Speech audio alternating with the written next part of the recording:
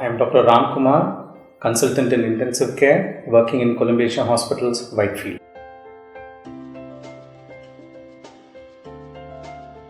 Patients who are admitted into an intensive care unit will be closely monitored and cared by a team of highly specialized ICU staff. Usually, there will be one nurse who will be allocated for every 1 or 2 patients. They will also be connected to multiple equipments like monitors and life care systems, and there will be lots of cables, lines and tubes that are going towards the patient. The equipments that are used in an ICU usually consists of monitors and other equipments which usually support the bodily functions of a patient. The monitors are usually used to monitor vital parameters like the heart rate, the respiratory rate, the blood pressure and the oxygen saturation in the body. You may also find patients having IV lines and pumps. IV lines are small tubings which are introduced into the veins of the patients so as to facilitate us to administer IV fluids, medications as well as nutrition. Talking about nutrition, there are many patients in the ICU who may not able to feed themselves.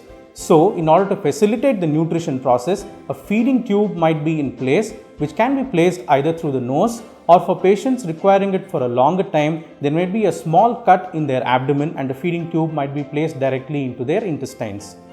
Talking about tubes, there might be drains and catheters also.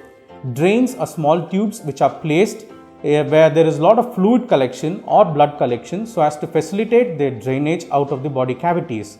A catheter is again a small tube which is placed in the urinary bladder so as to facilitate the drainage of urine. It also helps us to monitor the urine output in the ICU.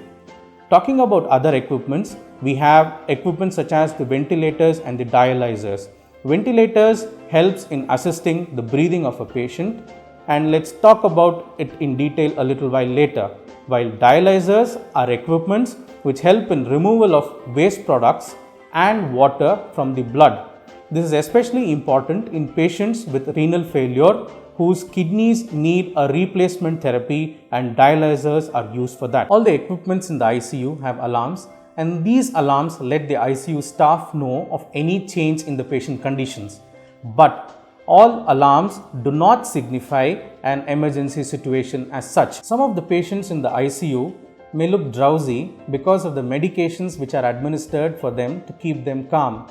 This is because some of the equipments which we use in the ICU might be uncomfortable for them.